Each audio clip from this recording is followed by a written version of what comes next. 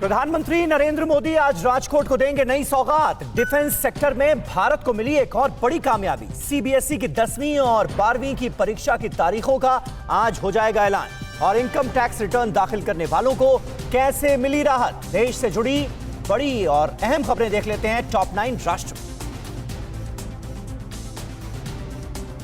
प्रधानमंत्री नरेंद्र मोदी आज video conferencing के जरिए गुजरात के राजकोट में बनने वाले एम्स के लिए भूमि पूजन करेंगे। 200 एकड़ में बनने वाले राजकोट एम्स में 750 बेड होंगे। इस एम्स के निर्माण के लिए 1195 करोड़ की लागत आएगी। राजकोट एम्स 2022 के मध्य तक बनकर तैयार होने की उम्मीद जताई जा रही है।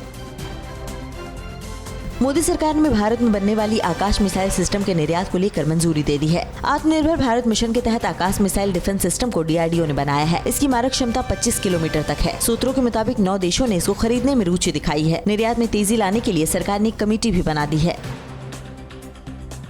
रक्षा अनुसंधान एवं विकास संगठन यानी डीआरडीओ और नौसेना ने गोवा के समुद्री क्षेत्र से दूर हवा से गिराए जाने वाले कंटेनर सहायक एनजी का पहला सफल परीक्षण किया, जिसे ILA-38 SD विमान से गिराया गया। रक्षा मंत्रालय ने अपने बयान में कहा कि सहायक एनजी देश में निर्मित और विकसित हवा से गिराए जाने वाला पहला भारतीय कंटेनर है।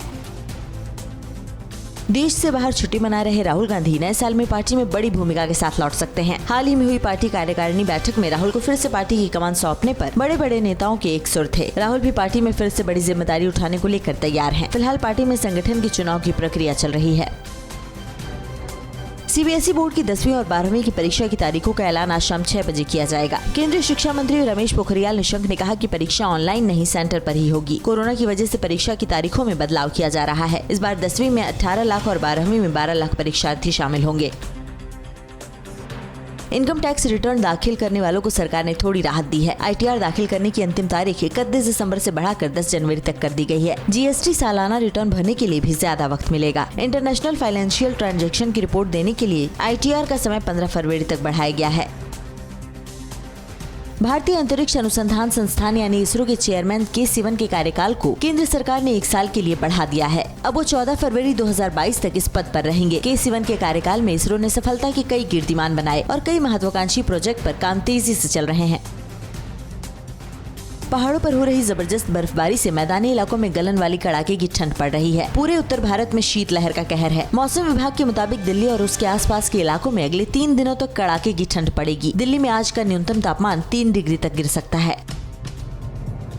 पहाड़ों के साथ उत्तर भारत में कड़ाके की ठंड के बीच ये तस्वीर आपको जोश से भर देगी। सेना के नॉर्दर्न कमांड की तरफ से वीडियो में देखिए सेना के जवान 15,000 फीट की ऊंचाई पर 5 फुट बर्फ में कबड्डी खेलकर एक दूसरे का हौसला बढ़ा रहे हैं। खून जमा देने वाली ठंड में देश की रक्षा के लिए सेना का जोश हाई है।